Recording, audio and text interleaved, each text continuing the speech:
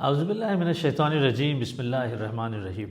ایک دفعہ حضرت عبداللہ ابن عباس رضی اللہ تعالیٰ عنہ ایک تابعی کے ساتھ، جو وہ خود بھی عالم تھے، ان کے ساتھ طواف کر رہے تھے۔ طواف کے دوران انہوں نے ان تابعی سے پوچھا، کیا تمہیں میں وہ عورت بتاؤں جو جنتی ہے؟ انہوں نے کہا ہاں جی بالکل بتائیں۔ تو انہوں نے ایک سیاہ فام عورت کی طرف اشارہ کیا اور کہا کہ یہ عورت جنتی ہے۔ انہوں نے مزید ایک حدیث بیان کی جس کا مفہوم ہے، وہ کہتے ہیں کہ ایک دن یہ عورت حضور صلی اللہ علیہ وآلہ وسلم کے پاس حاضر ہوئی اور عرض کی، یا رسول اللہ، مجھ پہ ایسی کیفیت طاری ہو جاتی ہے، مجھ پہ ایسا دورہ پڑ جاتا ہے کہ مجھے اپنا ہوش نہیں رہتا اور میری بے پردگی ہو جاتی ہے۔ آپ اللہ تعالیٰ سے دعا کریں کہ اللہ تعالیٰ مجھے اس بیماری سے شفا عطا فرمائے۔ حضور صلی اللہ علیہ وآلہ وسلم نے کہا کہ میں دعا کر سکتا ہوں اور تمہیں شفا بھی ہو جائے گی، لیکن اگر تم اس بیماری پر صبر کرو تو تمہیں جنت مل سکتا ہے، اللہ تعالیٰ جنت عطا کر سکتا ہے۔ اس عورت نے کہا ٹھیک ہے حضور، میں صبر کروں گی اور مجھے جنت زیادہ عزیز ہے۔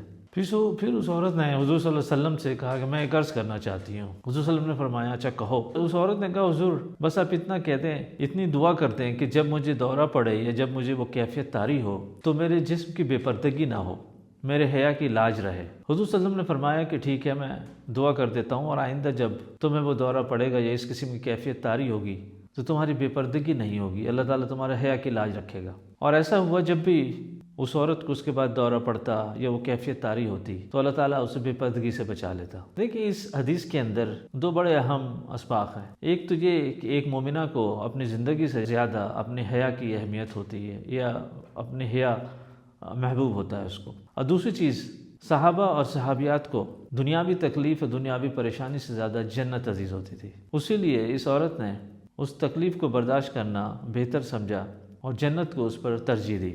وآخر دعوانا الحمد للہ رب العالمین۔